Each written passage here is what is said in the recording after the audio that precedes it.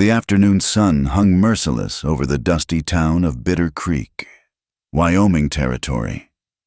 It was the kind of heat that made the air shimmer like water, turning the distant mountains into wavering ghosts. Sand whipped through the streets in angry gusts, stinging exposed skin and coating everything in a fine layer of grit.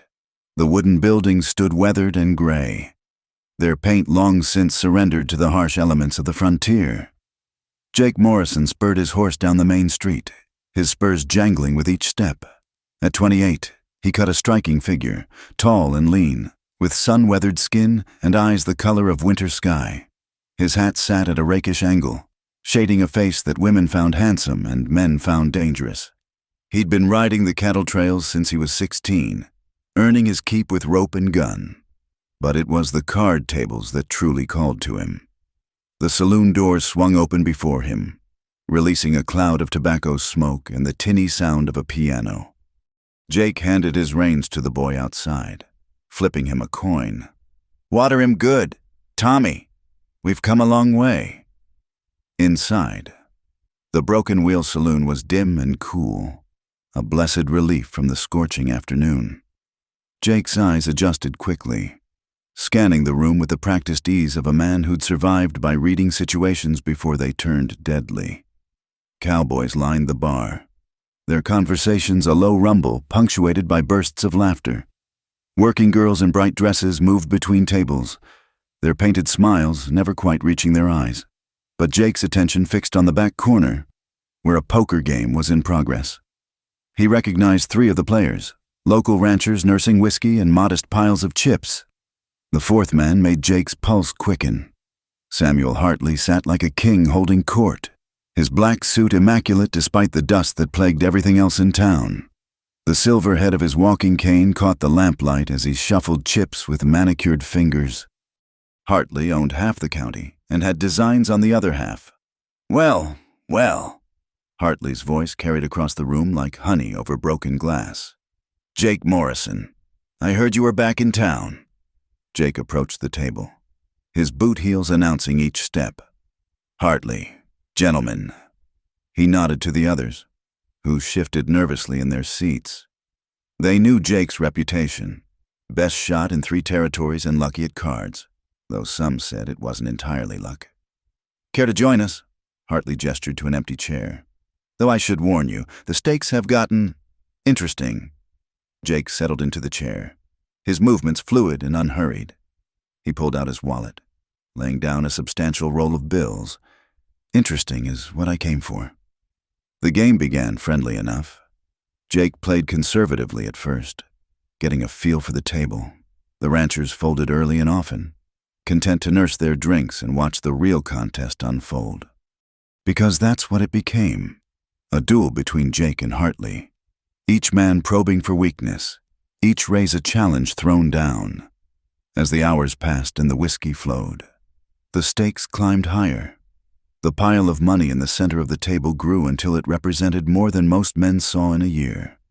Jake's luck held, his cards falling just right, his bluffs perfectly timed. Hartley's composure began to crack, sweat beading on his forehead despite the coolness of the room. "All in." Jake pushed his entire pile forward, his voice steady as bedrock. Hartley stared at his cards, then at Jake, searching for any tell, any hint of deception.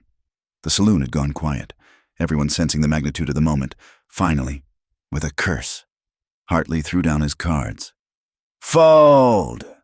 Jake reached for the pot, but Hartley's hand slammed down on his wrist. "One more hand," he said, his voice tight with barely controlled fury. "Double or nothing." "You don't have double," Jake observed mildly. Hartley's smile was sharp as a blade. "I have something worth more than money."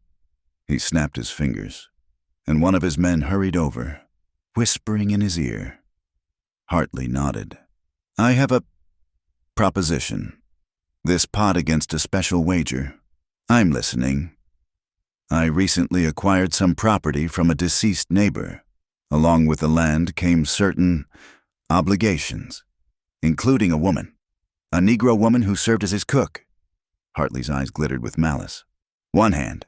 You win. You take the money. I win. You take the money. And the woman as your wife." The saloon erupted in shocked murmurs. Jake felt his jaw tighten. "You can't wager a person." "Hartley." "I'm not wagering her," Hartley corrected smoothly. "I'm wagering an obligation. A marriage contract already drawn up, perfectly legal. All it needs is a groom's signature." He produced a document from his coat. "Of course, if you're afraid." It was a trap, and Jake knew it. Hartley had played him perfectly, stoking his pride, his reputation. To walk away now would brand him a coward, but to accept, deal the cards, Jake heard himself say. The crowd pressed closer as fresh cards were dealt. Jake looked at his hand, a pair of queens, not strong, but not hopeless. He kept his face carved from stone as the betting proceeded. Hartley raised aggressively. Supremely confident, Jake matched him, his instinct screaming danger. "Call," Jake finally said.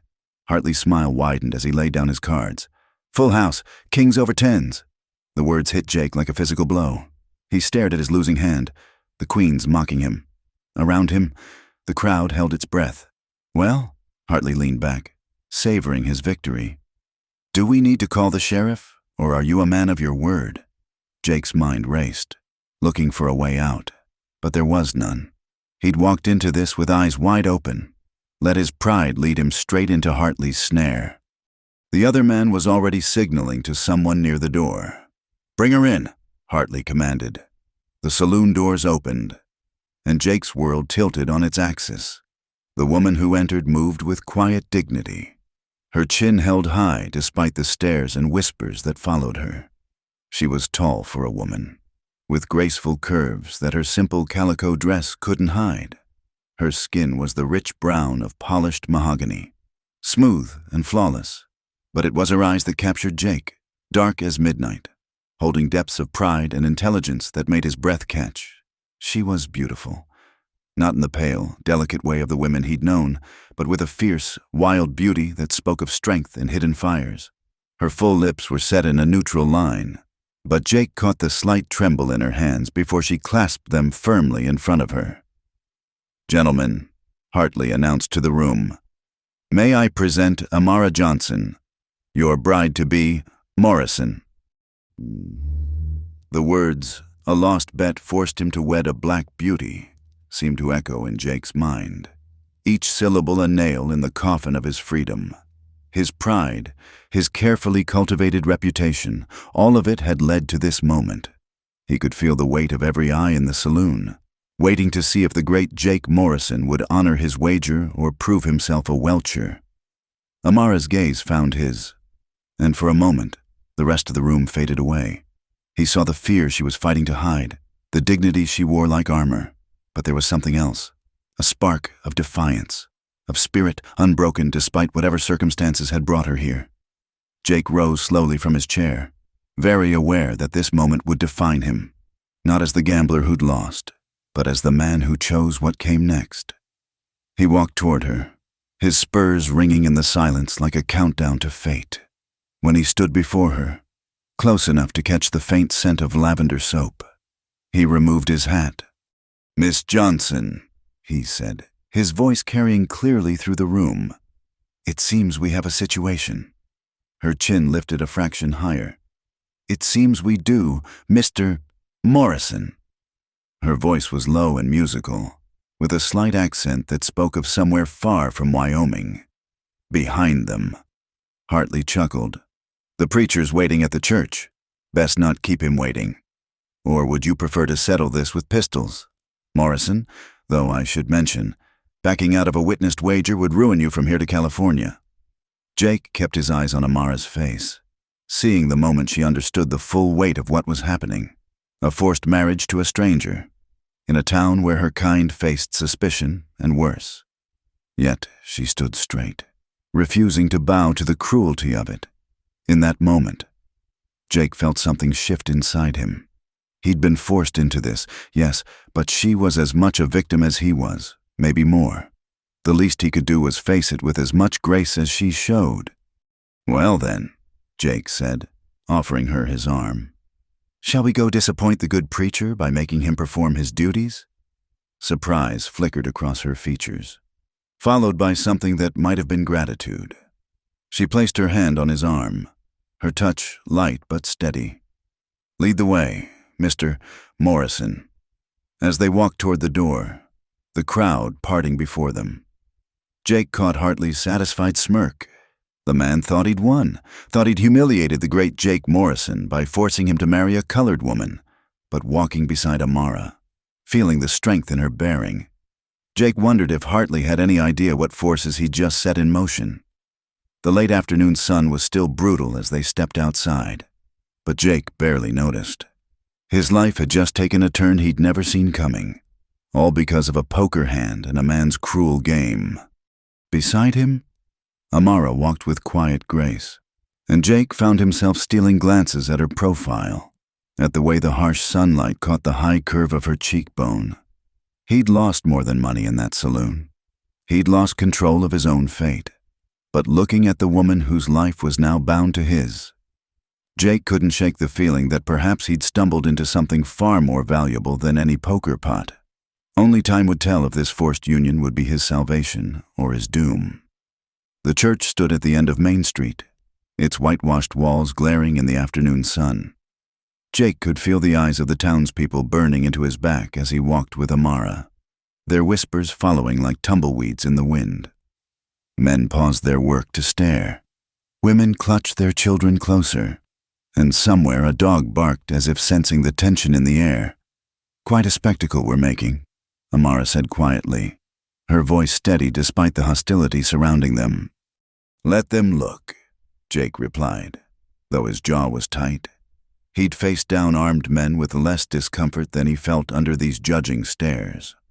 The church door creaked open before they reached it. Reverend Thomas stood in the doorway, his thin face pinched with disapproval. "Mr. Morrison," he said, his voice clipped. "Mr. Hartley sent word. This is highly irregular, but legal." Hartley's voice came from behind them. He'd followed with a small crowd of witnesses, including the sheriff. "Everything proper and above board, Reverend, unless Morrison here wants to welch on a bet." Jake felt Amara's hand tighten imperceptibly on his arm. He looked down at her, catching a flash of something in her eyes, fear, anger. "We're here, aren't we?" Jake said evenly. Inside the church, the air was stifling. Dust motes danced in the colored light from the single stained glass window. The pews were empty save for Hartley's men and a few curious townspeople who'd followed them in. Their whispers echoed in the small space like prayers gone wrong. "Do you have witnesses?" the Reverend asked reluctantly. "Half the town, seems like," Jake muttered. He glanced around and spotted Tom Bailey, an old cowhand he'd ridden with years back. "Tom, you'll stand for me?" Tom looked uncomfortable but stepped forward. "I reckon so. Jake." "And the lady?" the Reverend asked, barely glancing at Amara. "I need no one," Amara said, her chin lifting.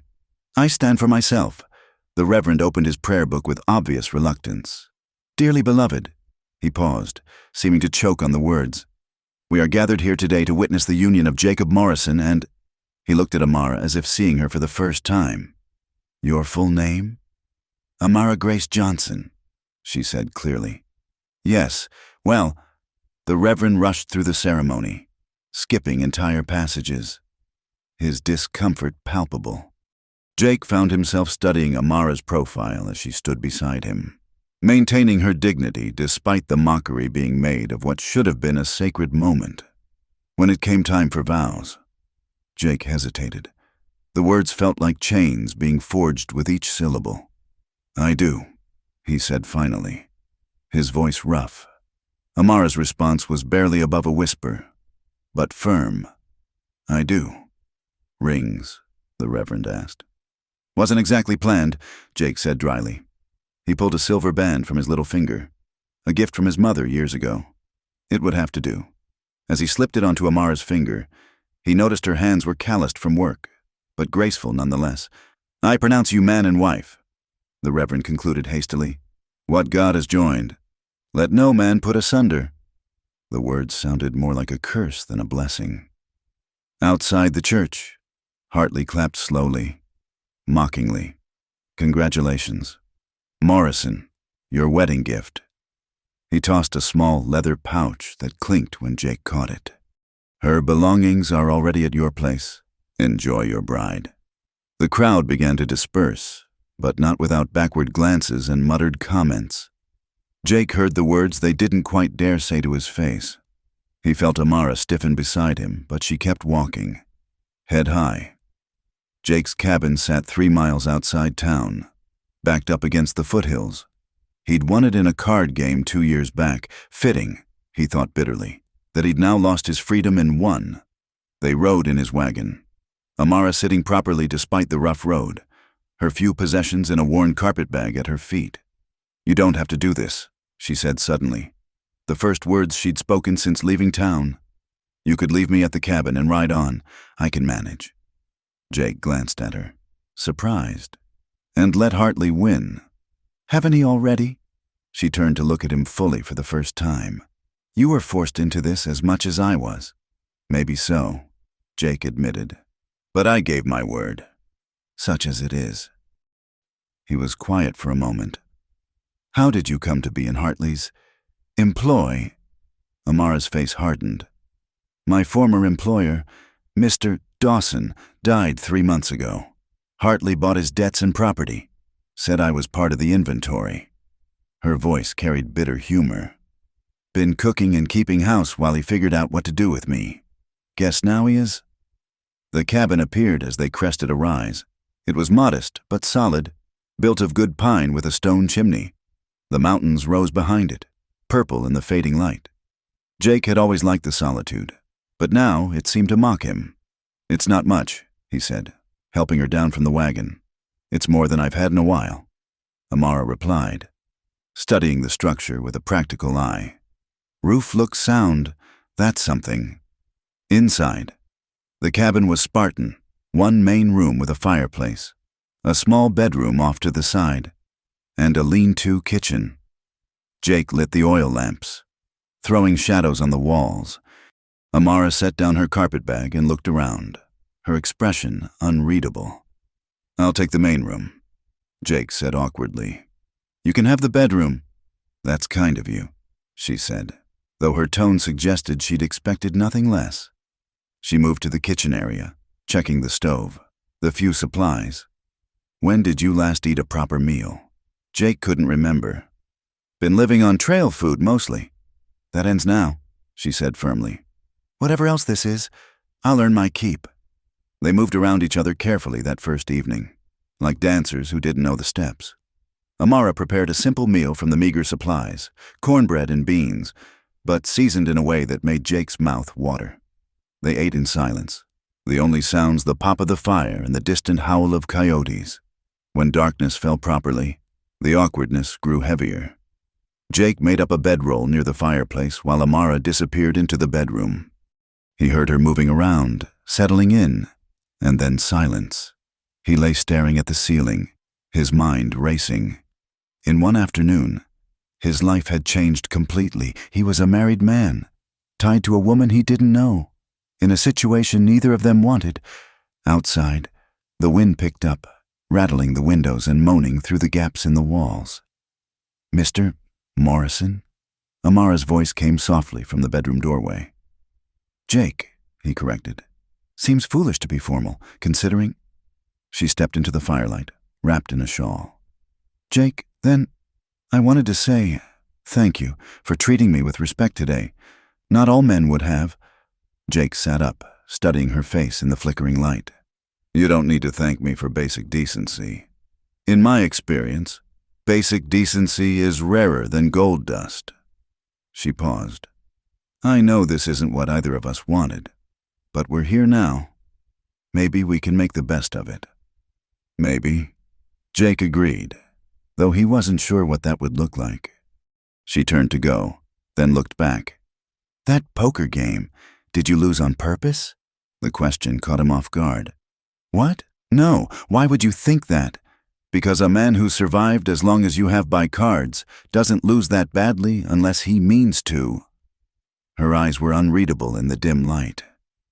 "Good night, Jake." She disappeared into the bedroom, leaving Jake with her words echoing in his mind. He'd been so focused on his anger at losing, at being trapped, he hadn't examined the game itself. But now, thinking back, there had been something off about that final hand. The way Hartley had been so confident, so prepared. The fire burned low as Jake wrestled with his thoughts. Outside, the wind grew fiercer, throwing sand against the walls like angry fists. It was going to be a long night, the first of many, he suspected, in this strange new life he'd stumbled into. In the bedroom, he heard Amara moving, settling again. Two strangers under one roof, bound by law and circumstance, but nothing else. Yet there had been something in her eyes when she'd asked about the game, a sharpness that intrigued him despite himself. The coyotes howled again, closer now. Jake checked his rifle, made sure it was within reach. Whatever else had changed, the dangers of the frontier remained the same, and now he had more than just himself to think about. The thought sat uneasily on him as he finally drifted towards sleep, the wind and sand still battering the walls of the cabin that was no longer his alone. The first week passed in careful routine. Jake rose before dawn to tend his small herd of cattle, leaving coffee warming on the stove. By the time he returned, Amara had transformed the cabin, windows thrown open to the morning air, floors swept clean, something savory bubbling on the stove. She moved with quiet efficiency, never idle, as if stillness might invite questions neither wanted to answer. Jake found himself watching her when he thought she wasn't looking, the way she hummed softly while kneading bread. How the morning light caught the elegant line of her neck as she hung laundry, the surprising strength in her arms as she hauled water from the well. She'd rolled up her sleeves in the heat, and he noticed old scars on her forearms, thin white lines that spoke of hard years.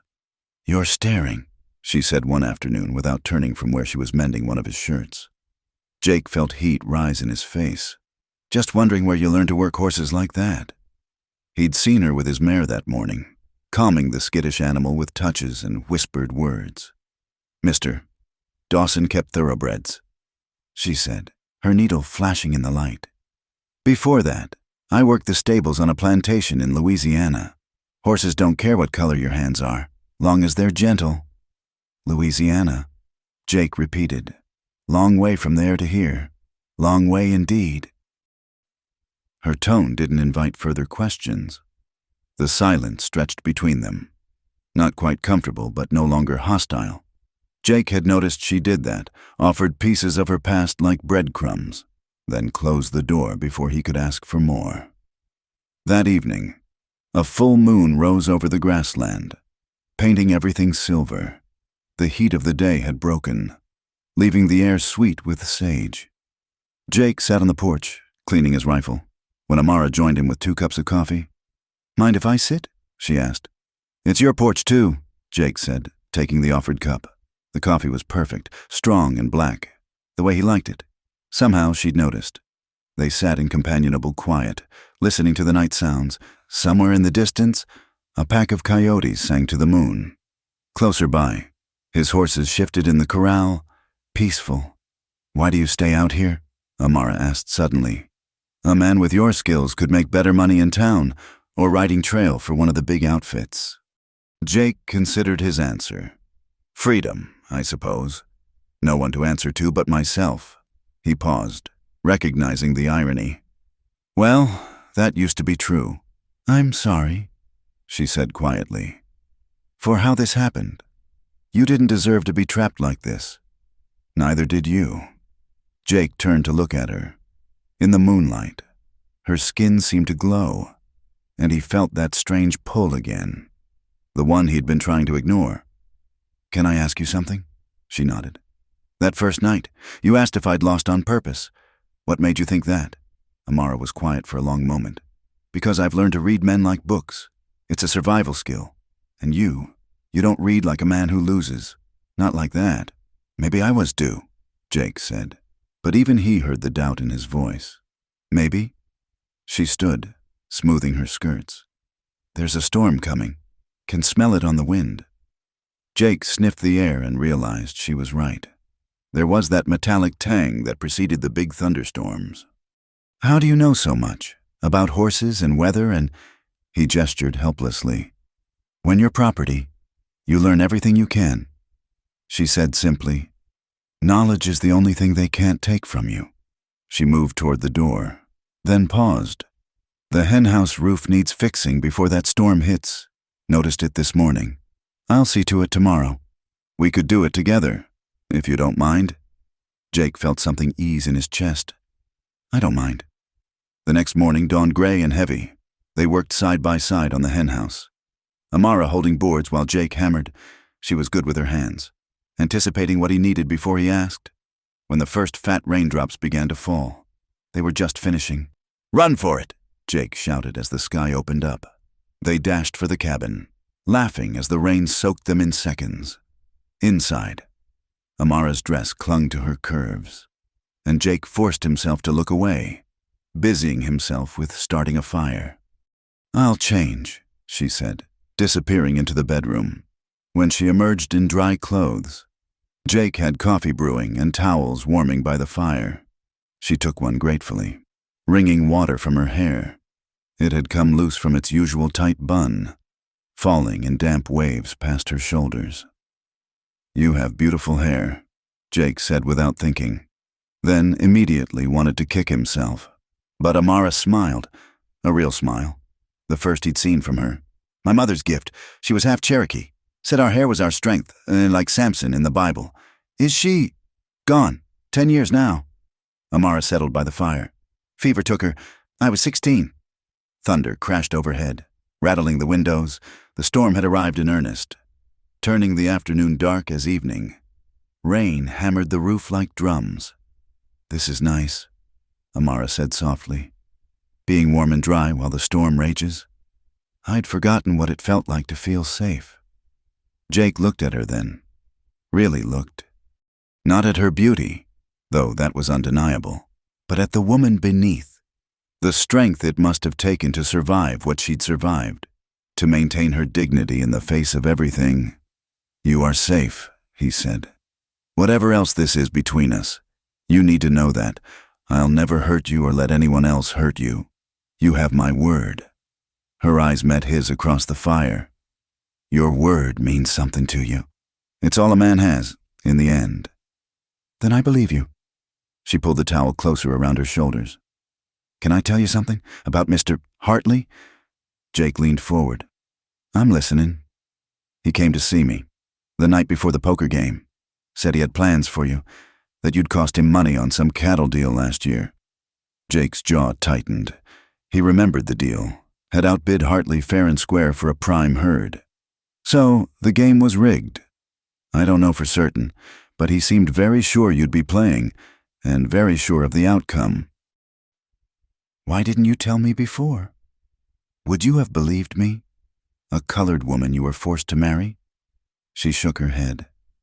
"Besides, what's done is done, but I thought you should know." The storm raged on as they sat in silence, processing this information. Jake felt his anger building, not at Amara, but at Hartley, at himself for being played so thoroughly. But beneath the anger was something else. Gratitude, perhaps, that she'd chosen to trust him with this. "Thank you," he said finally, "for telling me. We're in this together, aren't we? For better or worse." There was a wry humor in her voice, though I suspect it'll be mostly worse, given how it started. "Maybe not," Jake said, surprising himself. "You're a hell of a cook. You can work horses and fix roofs. I could do worse for a partner." "Partner," she repeated thoughtfully. "I like that better than wife." "Partners, then." Jake extended his hand. Amara looked at it for a moment, then shook it firmly. Her hand was warm and calloused and fit perfectly in his. Outside, the storm began to ease, the thunder moving off toward the mountains, but inside the cabin, something had shifted. Not love, not yet, but understanding, a recognition that perhaps they were stronger together than apart. That night, Jake still slept by the fire and Amara in the bedroom. But the silence between them was comfortable now, filled with possibility rather than resentment. And when Jake dozed off, he found himself thinking about the way she'd smiled in the firelight, how her hand had felt in his. The wild touch she'd brought to his life was subtle still, like the first green shoots after rain, but it was there, working its way under his skin, making him wonder if losing that poker game might turn out to be the luckiest thing that ever happened to him. The trouble started 3 weeks into their marriage. Jake had ridden into town for supplies, leaving Amara with strict instructions to bar the door and keep his rifle close. He'd seen the looks in town, heard the whispers growing bolder, but he hadn't expected them to move so fast. He returned to find his gate torn down and 3 horses in his yard. Rage flared hot in his chest as he recognized the riders. Hartley's men, led by a mean-spirited foreman named Bill Crawford. They were circling the cabin like wolves, calling out crude suggestions that made Jake's blood boil. "That's enough." Jake's voice cracked like a whip as he rode up, his hand on his pistol. Crawford turned, his gap-toothed grin widening. "Well, looky here. The bridegroom returns. We was just paying a social call on your Mrs. Morrison, making sure she's settling in proper." "Get off my land," Jake said, his voice deadly quiet. "Now, that ain't neighborly." Crawford said, "Mister, Hartley sent us to check on things." "Make sure you're treating his former property right." Jake dismounted slowly, keeping his hand near his gun. Through the window, he could see Amara inside, standing tall despite the fear he knew she must be feeling. "She's not property. She's my wife." The words came out fiercer than he'd intended, surprising him with their vehemence. Crawford's smile faltered slightly.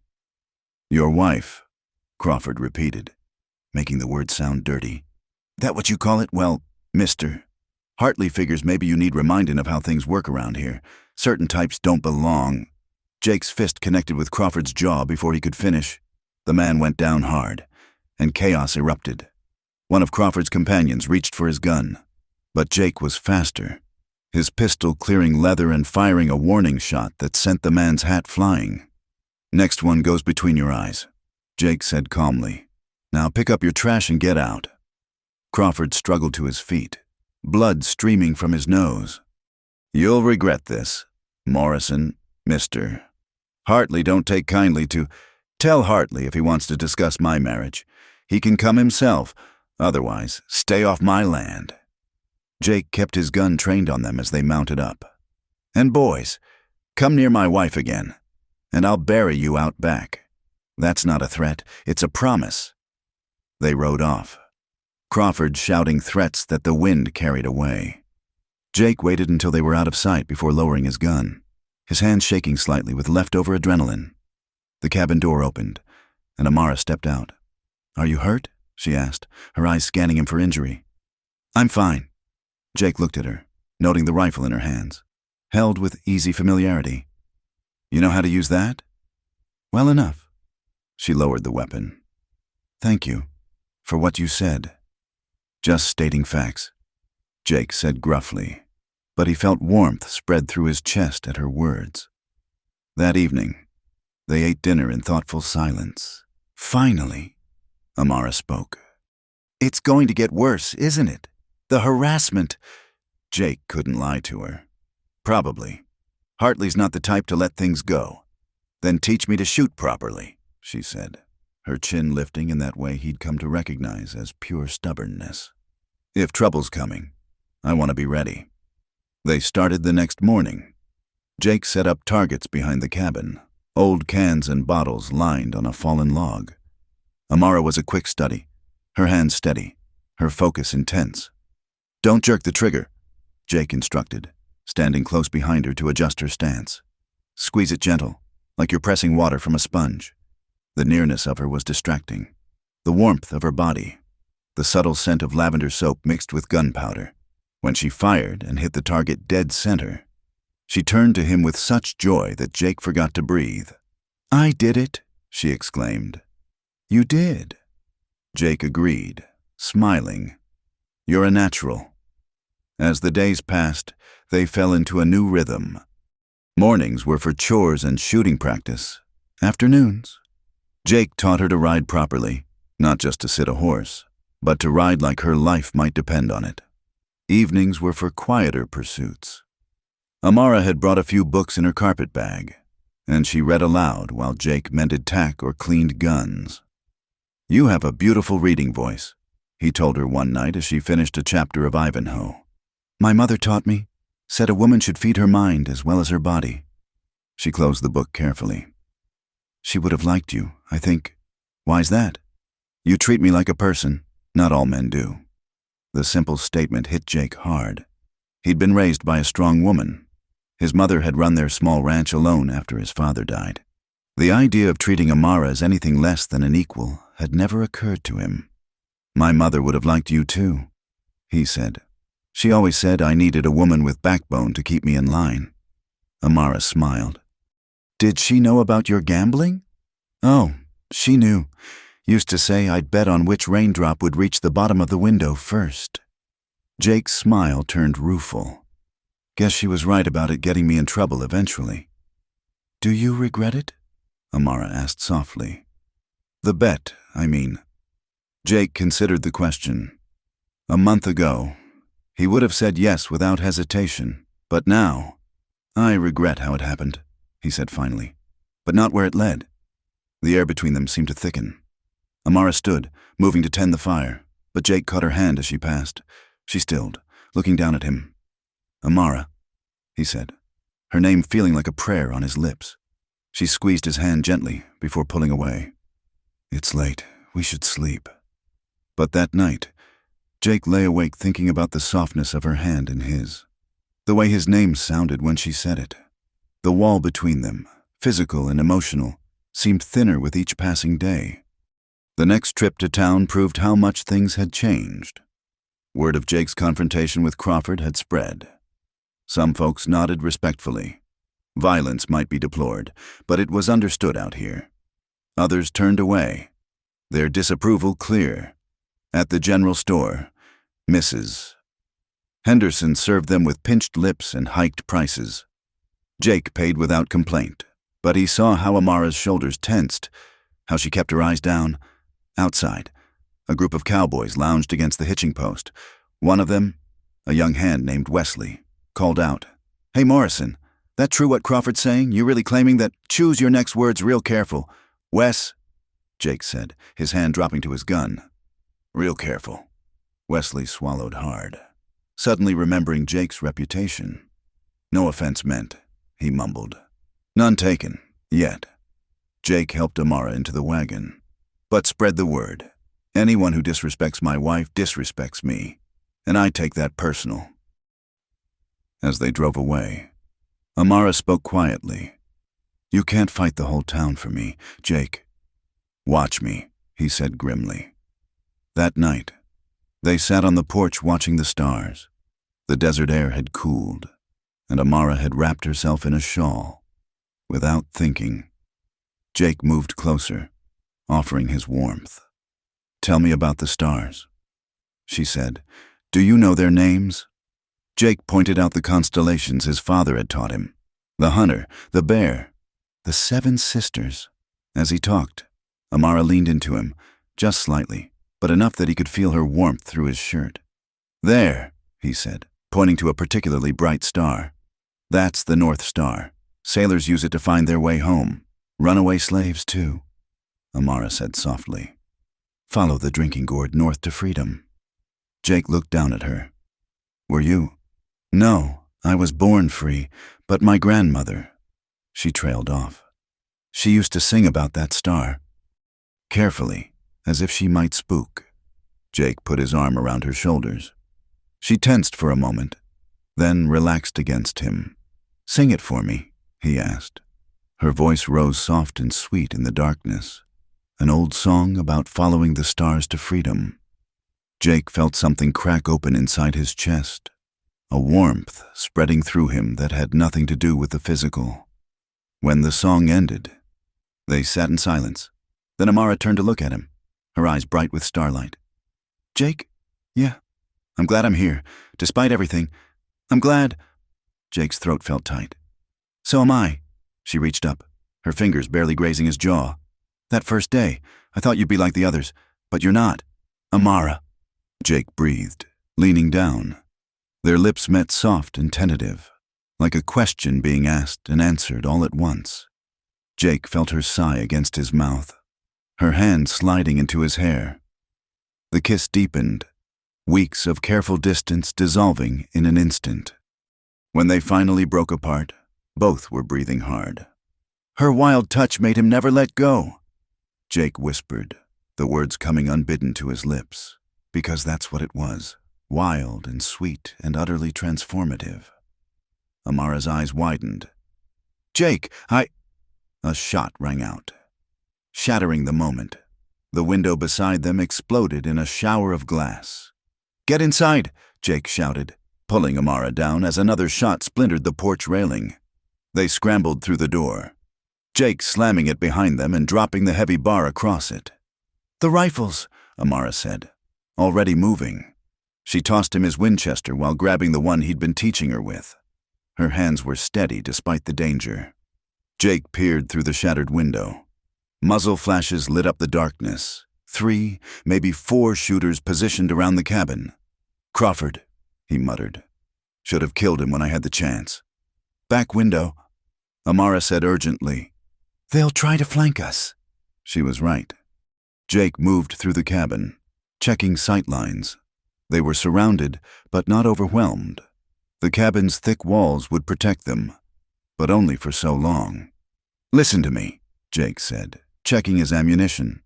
If something happens to me. Nothing's happening to you, Amara interrupted fiercely. We're partners, remember? Despite everything.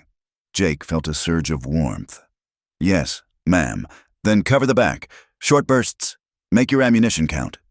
The night erupted in gunfire. Jake fired at the muzzle flashes, hearing a yelp that told him he'd found his mark.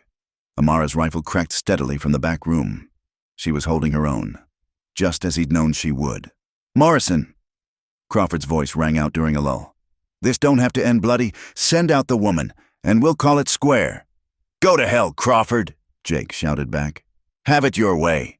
The shooting resumed with renewed intensity. Glass shattered, wood splintered, and the air grew thick with gun smoke. Jake heard Amara curse, something in French, and his heart clenched. You hit? He called. Just splinters. I'm fine. But they couldn't keep this up forever. Their ammunition wouldn't last, and Crawford knew it.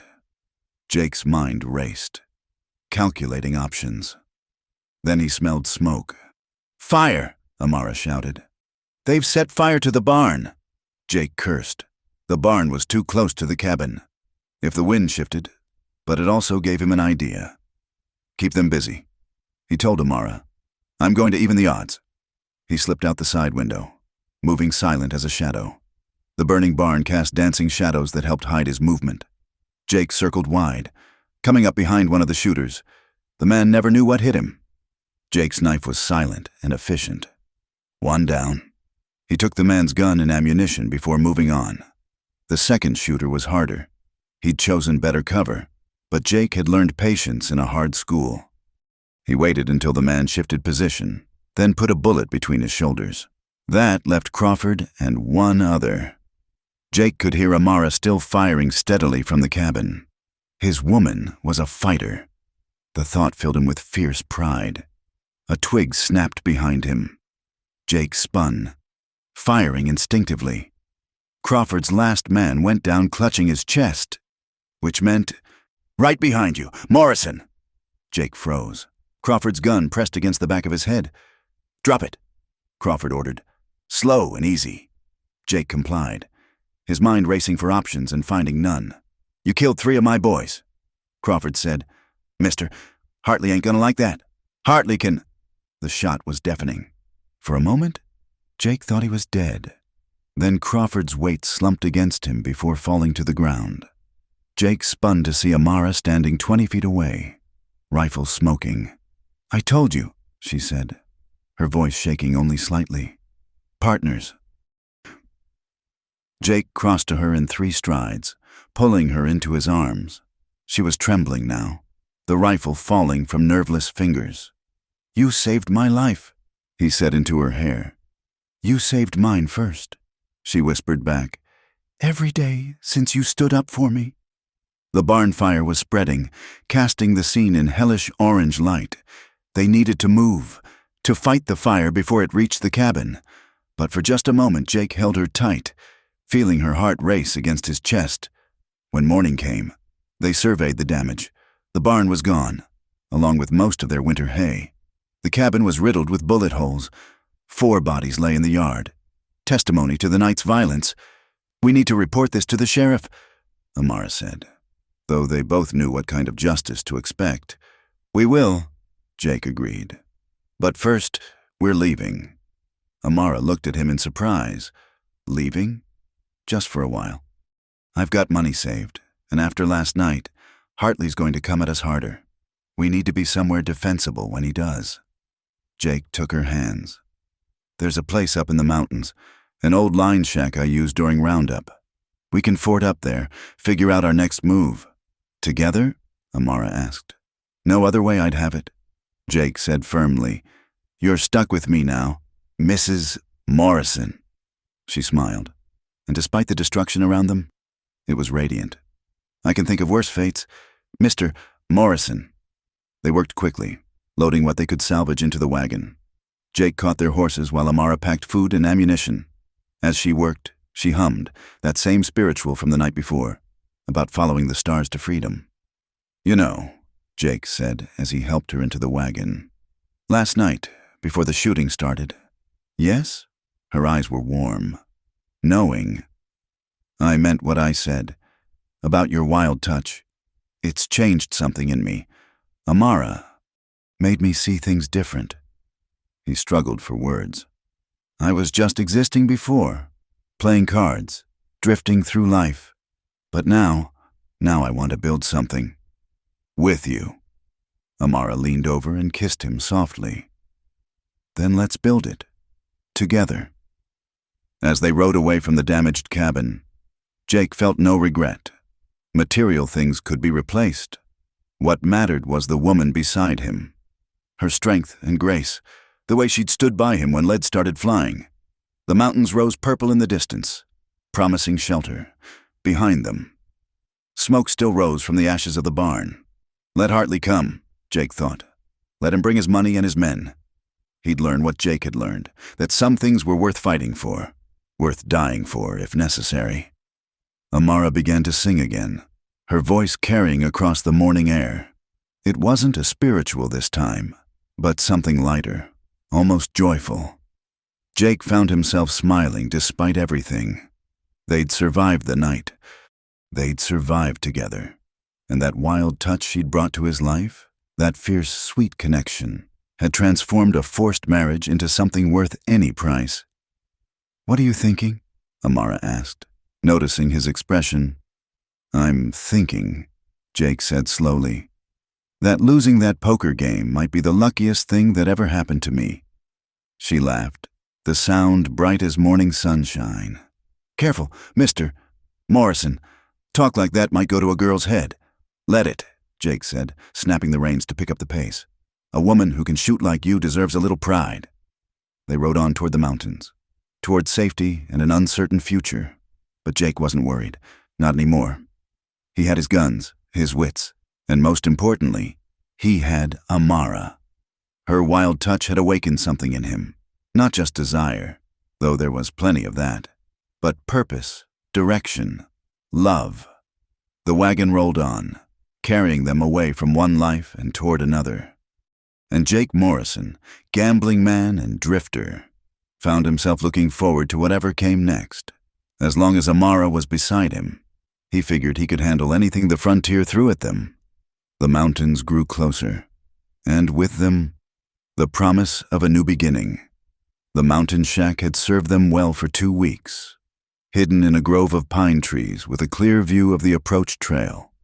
It was defensible and comfortable enough. Jake had spent the time reinforcing their position while Amara tended his shoulder. The wound from town had been worse than he'd let on. "You're a fool," she'd said, cleaning the angry gash. "Should have told me you were hurt." Didn't want to worry you. Jake had replied through gritted teeth. Well, I'm your wife. Worrying about you is part of the arrangement. Now, his shoulder mostly healed. Jake stood watch while Amara prepared their evening meal. The peace couldn't last. They both knew it.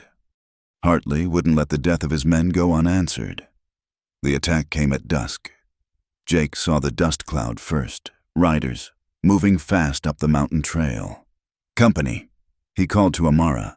Lot of them. She appeared at his side, rifle in hand. They'd drilled for this, planned their defense, but seeing the size of the group approaching, Jake felt his heart sink. 20 men at least, all armed. There's too many, Amara said quietly. Get to the horses, Jake ordered. We'll run for it. But even as he spoke, he saw more riders circling behind them. Hartley had learned from Crawford's mistakes. This time, there would be no escape. Jake Morrison. The voice that called out wasn't Hartley's. Jake recognized Sheriff Watson from town. This is the law. You're wanted for the murder of Bill Crawford and 3 other men. Come out peaceable. Since when does Hartley own the sheriff? Amara asked bitterly. Since always. Jake replied. He called back. Those men attacked us. Sheriff! Self-defense. That's for a judge to decide. Throw out your guns and come peaceful. Both of you. Jake and Amara exchanged glances. They both knew what justice awaited them in town. A rigged trial for him, and worse for her. I need time to think about it, Jake shouted. You got 5 minutes. Jake pulled Amara close. Listen to me. When the shooting starts, we fight together or not at all, she interrupted. Don't you dare try to send me away. Amara, she kissed him fierce and hard. Together, she repeated when they broke apart. Whatever comes. Jake nodded, throat tight. I love you, he said. The words he'd been afraid to speak now seemed essential. Should have said it sooner. I love you too, she whispered back. From that first night when you gave me your mother's ring instead of leaving me bare-handed at the altar. Time's up, Morrison. Jake checked his weapons one last time. They had good cover, plenty of ammunition. They might take several with them before... Wait, a new voice rang out. Sheriff Watson, you hold your fire. Jake peered through the window, hardly believing his eyes. Old Tom Bailey, the cowhand who'd witnessed their wedding, rode into view, but he wasn't alone. Behind him came a dozen riders, ranchers and cowhands Jake recognized, men he'd worked with over the years. What's this about? Bailey? The sheriff demanded. It's about doing what's right, Tom said. Jake Morrison's a good man. Those skunks attacked his home, tried to burn him out. Any man has a right to defend his property and his wife. The law shouldn't be for sale to the highest bidder. Another rancher, Pete Jackson, spoke up. We all know Hartley's had you in his pocket for years. Watson, but this has gone too far. More voices joined in. Men Jake had played cards with, worked cattle with, shared whiskey with. They'd stayed silent before. But the attack on the cabin, the attempt to burn out a man and his wife, had crossed a line. Stand down, Sheriff, Tom Bailey said firmly, or things are going to get complicated. The sheriff looked around, calculating odds. His men were outnumbered now, and without Hartley's money backing them, their enthusiasm waned visibly. But Hartley himself wasn't done. The man emerged from behind the sheriff's group, his face purple with rage. You dare interfere with the law? We're interfering with murder, Pete Jackson said calmly. Go home, Hartley. You've lost this hand. I don't lose, Hartley snarled. He drew his pistol, aiming at the shack. If I can't have justice, I'll have satisfaction. The shot was impossibly loud in the mountain air, but it wasn't Hartley's gun that fired. Amara stood in the doorway of the shack, smoke rising from her rifle. Hartley looked down at the spreading red stain on his vest, surprise replacing rage on his face. Then he toppled from his horse. No, the sheriff shouted. But Tom Bailey and his men had already drawn their guns. The man drew first. Tom said calmly. We all saw it. Mrs. Morrison defended her home and her husband. Nothing more. The sheriff looked around at the assembled ranchers. reading the mood. These were the men who really ran the county, who paid taxes and hired hands and kept the economy moving. Without Hartley's money behind him, Watson was just a man with a badge. Maybe I was mistaken about what happened at the Morrison place, the sheriff said slowly. Could be it was self-defense after all. That's wise thinking, Sheriff. Pete Jackson agreed. Real wise. The sheriff and his men withdrew, taking Hartley's body with them. The ranchers remained, and Jake finally emerged from the shack, Amara beside him. "Tom," Jake said, his voice rough with emotion. "Boys, I don't know what to say. Don't say nothing." Tom replied, "We should have stood up sooner. Letting Hartley run roughshod over folks? It weren't right. When we heard he'd sent Crawford after you, then came himself with the sheriff. Well, enough was enough." "Your wife's a hell of a shot," one of the younger cowboys said admiringly. Amara stood tall beside Jake. "A woman learns to defend what's hers," she said simply. Pete Jackson cleared his throat. "Your place got burned pretty bad. Jake, we figured you might need some help rebuilding. If you're agreeable, we could organize a barn raising, proper neighbor-like." Jake felt Amara's hand slip into his. "We'd be grateful," he said. "More than grateful." "It's settled then." Tom said, "We'll escort you back down. Make sure there's no more trouble. And Morrison, that wife of yours is welcome in town. Any merchant gives her trouble answers to us." As the group prepared to ride out, Amara tugged Jake aside. "Did that really just happen?" she whispered. "I think it did," Jake said, still amazed.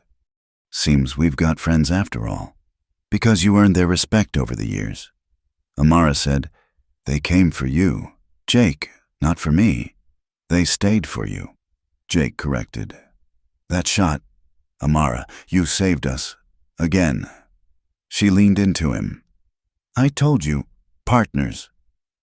The ride down the mountain was surreal.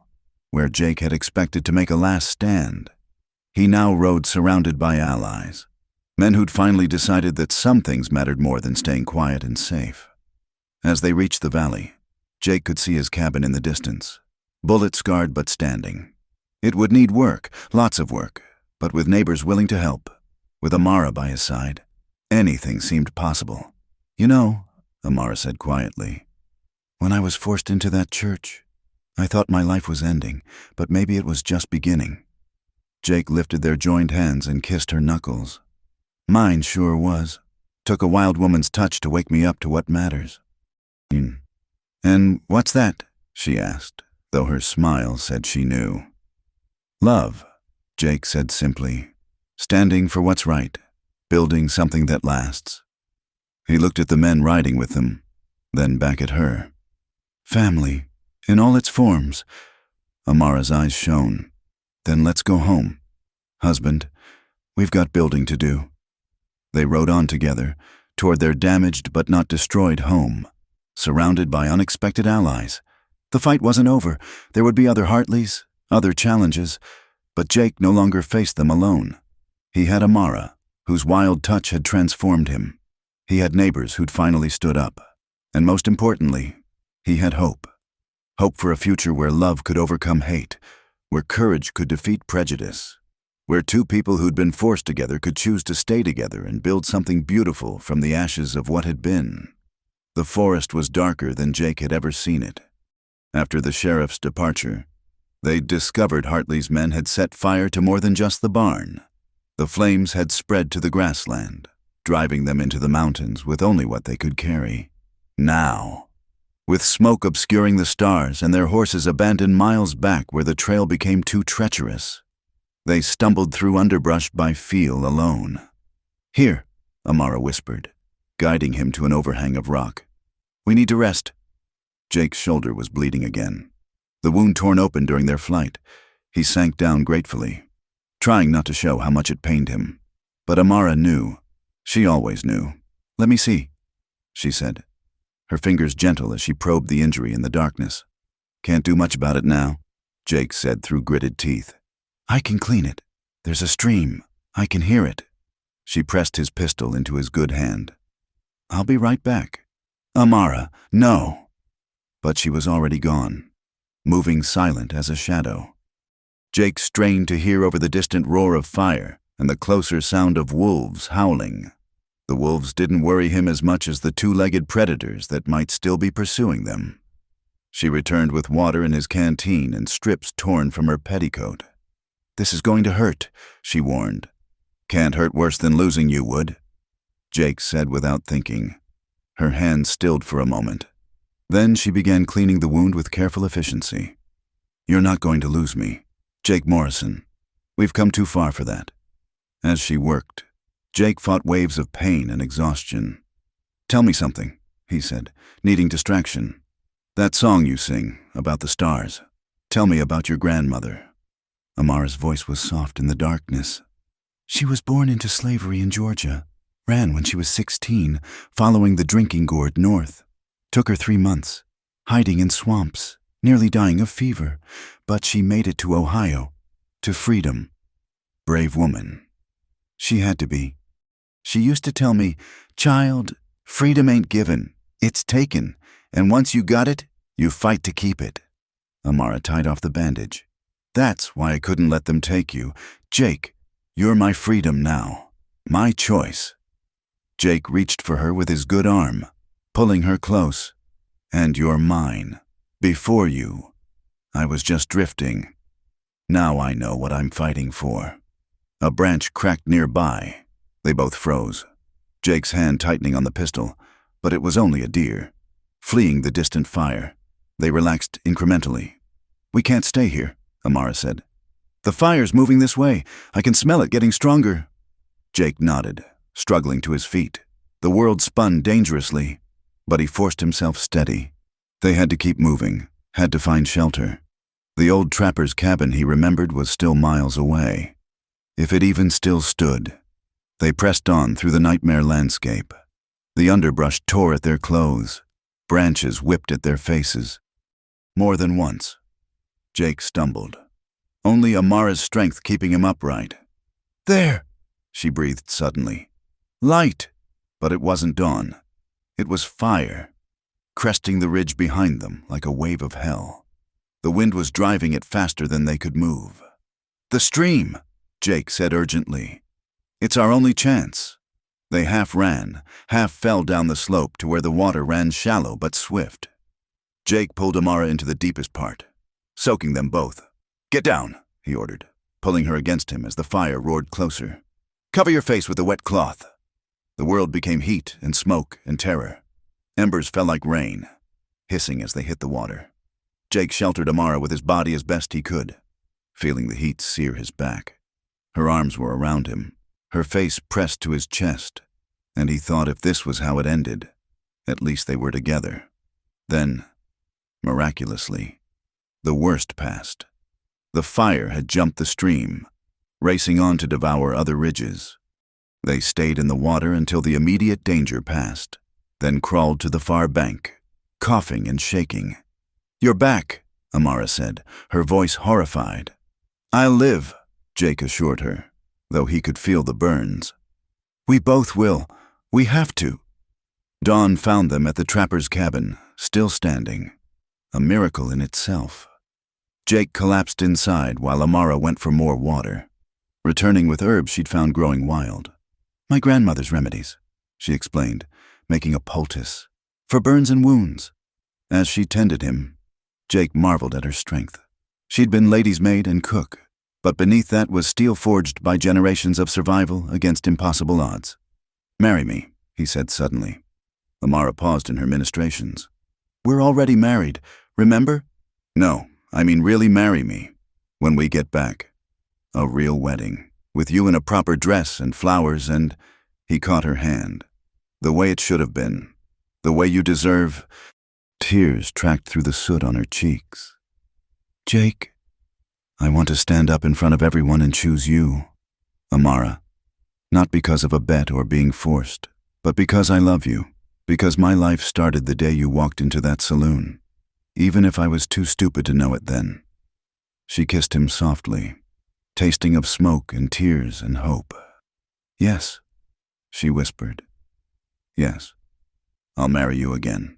Jake Morrison. They stayed in the cabin 3 days, recovering their strength. Jake taught Amara to fish in the stream while she gathered medicinal plants and edible roots. At night, they lay entwined, sharing warmth and comfort and the growing certainty of their love. On the 4th morning, they heard horses. Jake grabbed his rifle, pushing Amara behind him, but the voice that called out was familiar. "Jake! Jake Morrison! You in there?"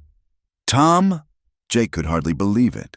He opened the door to find Tom Bailey and a dozen men, all looking tired but determined. "Thank God," Tom said. "We've been searching for 2 days. Thought we'd lost you in the fire." "How did you find us?" "Followed the stream up from where we found your horses. Figured you'd head for shelter." Tom's eyes went to Amara, noting her torn clothes and the herbs she was grinding. "Ma'am, glad to see you safe." "What about the ranch?" Jake asked. "Fire stopped short of the buildings. Got lucky with a wind shift." Tom's expression grew serious. "There's more. Jake, words come from the territorial capital. They're sending a new sheriff, cleaning house after what happened with Hartley. And the judge wants to see you both, not for charges, but to take your statements. Seems killing Hartley opened up a whole mess of corruption folks want cleared out." Jake felt Amara's hand slip into his. A new beginning. In more ways than one. "Oh, and Jake?" Tom smiled. "The boys took up a collection. For rebuilding. It ain't charity. It's what neighbors do." As they prepared to leave, Amara looked back at the little cabin that had sheltered them. "We should mark this place somehow," she said. "It saved our lives." Jake carved their initials into the door frame. J.M. plus A.M., surrounded by a rough heart.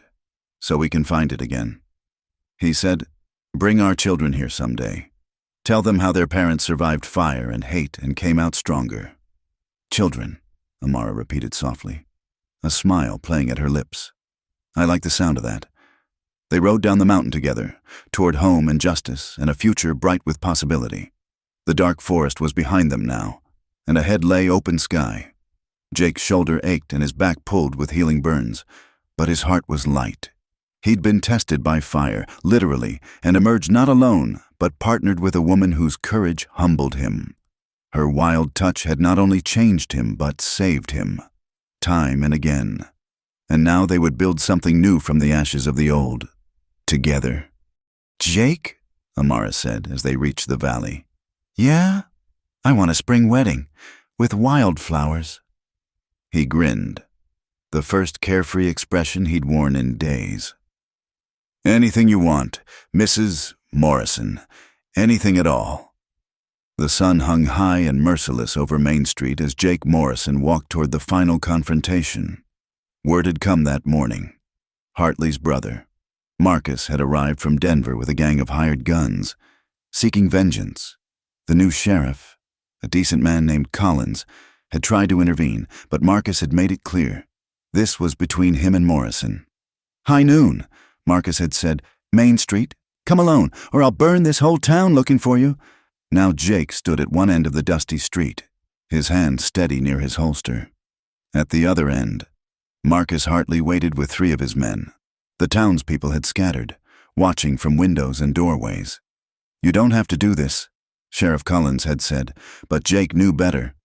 Some things couldn't be avoided, only faced head-on. "Keep Amara safe," was all he'd said. Now, facing 4-to-1 odds, Jake felt strangely calm. He'd sent word to Tom Bailey, but help wouldn't come in time. This was his fight. "Morrison," Marcus called out. "You killed my brother." "Your brother forced my hand," Jake replied, his voice carrying clear. "He came for us with murder in mind." "He was putting a colored woman in her place," Marcus spat. "And you chose her over your own kind." Jake smiled grimly. "I chose my wife over a corrupt coward. I'd do it again." Marcus went for his gun. Time slowed. Jake's hand moved with practiced ease, muscle memory from 1,000 draws. His Colt cleared leather clean and smooth. The first shot took Marcus center mass. Jake was already moving, diving left as the hired guns opened fire. A bullet tugged at his sleeve. Another kicked up dust where he'd been standing. Jake rolled, came up firing. The second gunman spun and fell. But there were still two more, and Jake was exposed. Then, impossibly, a rifle cracked from the roof of the general store. One of the remaining gunmen pitched forward. Jake looked up to see Amara, positioned behind the false front, her face set with determination. "I told you to stay safe," he shouted. "And I told you we're partners," she called back, sighting on the last gunman. The man, seeing he was caught in a crossfire, threw down his gun. "I surrender. Don't shoot." Sheriff Collins emerged from cover, quickly taking the man into custody. The street fell silent, except for the wind. Jake walked to where Marcus lay dying. The man's eyes were already glazing, but they found Jake's face. She's really that important to you?" Marcus wheezed. "She's everything," Jake said simply. Marcus coughed, blood speckling his lips. "Then maybe Sam was wrong." His eyes closed for the last time. Amara climbed down from the roof, and Jake caught her in his arms, holding her tight. Around them, townspeople began emerging, their faces showing a mix of awe and something new. Respect. "That was a damn fool thing to do," Jake said into her hair. "You're welcome," she replied, and he could hear the smile in her voice. 3 weeks later, spring had truly arrived in Wyoming. Wildflowers carpeted the hills around the newly rebuilt Morrison Ranch. The barn raising had been a community effort, neighbors coming from miles around to help. Now those same neighbors gathered for a very different occasion. Amara stood before the mirror in Mary Bailey's house, wearing a dress of cream-colored silk that the town's women had pooled their resources to buy. Her hair was woven with yellow primroses and blue columbines. "You look beautiful," Mary said, adjusting the veil. "Jake won't know what hit him. He's already been hit." Amara laughed. "Multiple times. We both have." Mary grew serious. "What you two have done. It's changed things here. Not everything, not all at once. But it's a start. My daughter asked me yesterday why color should matter when it comes to love. I didn't have a good answer." "Because there isn't one," Amara said softly. "There never was." Outside, the church bell began to ring. This time, the pews were packed with well-wishers instead of gawkers. Tom Bailey stood as Jake's best man, while Mary would stand with Amara. Even Sheriff Collins was there, having become a friend in the weeks since the showdown. Reverend Thomas had been replaced by a younger minister, Reverend Davies, who believed in preaching love over judgment. As Amara walked down the aisle, Jake stood waiting, his eyes bright with emotion. He wore his best suit, and his mother's silver ring, now properly sized, gleamed on his hand, waiting to join its match. "Dearly beloved," Reverend Davies began, his voice warm and genuine.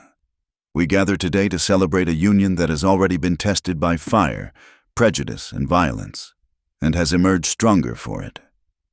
Jake and Amara have asked to renew their vows, not because they must, but because they choose to." Jake took Amara's hands, his voice steady and clear. "Amara, you came into my life through a twist of fate I once cursed. Now I thank God for it every day.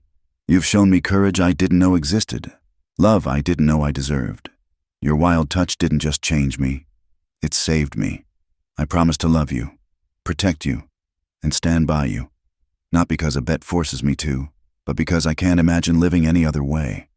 Amara's eyes shimmered with tears. "Jake, you gave me dignity when others would have given me chains.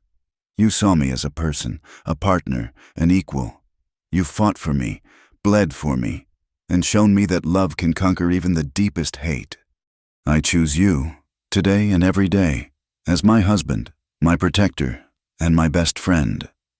"The rings?" Reverend Davies asked. This time, Jake had proper bands, gold, engraved with a simple message: "Stronger together." As they exchanged rings, the congregation held its breath. This was more than a wedding. It was a statement, a challenge to the old ways, a promise of something better. I now pronounce you, again and by choice, husband and wife. Jake, kiss your bride." Their kiss was met with thunderous applause. As they turned to face the crowd, Amara saw something remarkable. Not just tolerance on the faces before them, but genuine joy. Old cowboys wiped their eyes, trying to look tough. Women dabbed handkerchiefs, smiling through tears.